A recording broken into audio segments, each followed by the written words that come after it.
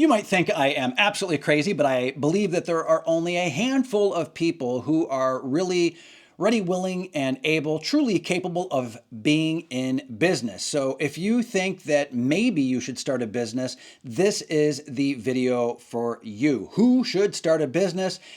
It's a little bit disturbing. My name is John S. Rhodes of the Rhodes Brothers, and this is Greater Wealth Through Mastery. And once again, this is Who Should Start a Business. I'm going to explain 3 different types of people that ought to start a business. There are probably a few other types of people as well. I'd love to know what you think. I'll bring that up in a short while. But number 1, the unhappy achiever. This would be the person who has a job. You've got maybe all this stuff, but you still feel empty. So a great job, and maybe you're wealthy and you're fit and great relationships. So awesome. Really awesome. You get the job and you got the money, you got everything. Everything seems great, but you feel empty. You feel empty. You're like, well, what's the meaning of life? What's the point? Right? Midlife crisis kind of stuff. Like, oh, don't know. Right? So starting a business to build something can very much make you happy, because when you build a business, you're creating value for other people. And when you create value for other people, they benefit because obviously you built something for them, products and services. But also, in addition, you also have the opportunity to get rich or richer. And you're able to employ other people in some cases. You're able to, even do greater things because you have greater wealth if you've started a business, especially, of course, if it is successful. More about that in another future video, which I'm excited to release to you. So the unhappy achiever, you have achieved success, but you are empty inside. You crave more. You desire so much more out of life, and you know that you've got it in you. That's a sign that maybe you ought to start a business. The second person is what I like to call the fixer.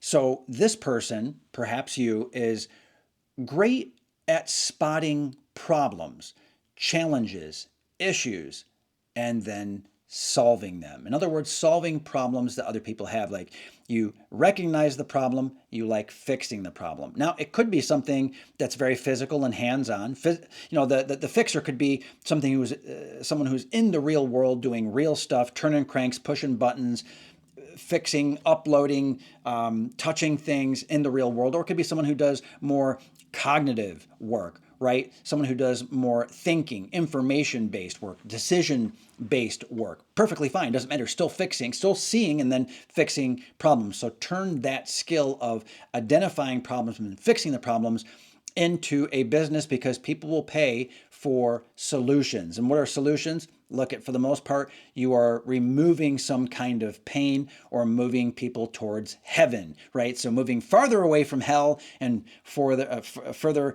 closer to heaven, right? Far from hell, closer to heaven. That's the idea of the fixer, seeing the problem and then moving in that direction. It's very exciting. And when I think about the people that are out there that are able to fix so much, see the problem and not just whine, moan, and complain, but see the problem and actually get after it. Boom, boom, boom, boom, boom, boom. And they do it, right? Very exciting to me to think about that kind of person. I see it, I'm going to go after it, win, boom, overcome the obstacles, overcome the failures. Wonderful, delicious. I think it's so, so great. And the third type of person is the freedom lover. You just hate being stuck in the same routine over and over and over, doing the same thing over and over again. That is very much me. I want freedom. I was somewhat of a unhappy achiever. I had a 6-figure job, pulling in great money. People knew what I did, but I still felt a little bit empty. So I was a little bit of an unhappy achiever. Not a great fixer, except with a few things, mostly related to being an entrepreneur and handling money, doing some things from a marketing point of view and sales, as you can imagine, communication, again, probably as you can imagine. But for me, out of the 3, the freedom lover. Ooh, very much. That was me. I really didn't enjoy working for the man, but more importantly, I was doing the same thing over and over. Even when the problems I was facing in the business working for the man, a Fortune 50 company, by the way, so everyone knows this company. I tell you, I was just in a rut and I realized that nothing was going to change. Sure, I was making the money and people knew what I did. And, you could look at the benefits and healthcare, I mean, all of it, the matching contributions, 401k kind of stuff. Woo. But man, I was just unfulfilled. And, I was working for someone else as well. I felt like even despite the amount of money I was making, I felt, now this is not everyone, it didn't give me safety and security.